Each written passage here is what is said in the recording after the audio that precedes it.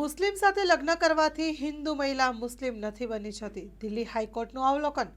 દિલ્હી હાઈકોર્ટે ગુરુવારે એક પારિવારિક વિવાદના નિકાલ વખતે મહત્વપૂર્ણ ટિપ્પણી કરતા કહ્યું હતું કે કોઈ મુસ્લિમ શખ્સ સાથે લગ્ન કરી લેવા માત્રથી કોઈ હિન્દુ મહિલાનું આપમેળે ઇસ્લામમાં ધર્માંતર નથી થઈ જતું.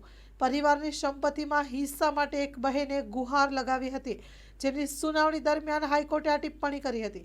પુષ્પલતા નામની મહિલાએ વર્ષ 2007માં પોતાના સાવકા ભાઈઓ સામે સંપત્તિ મુદ્દે દાવો કર્યો હતો.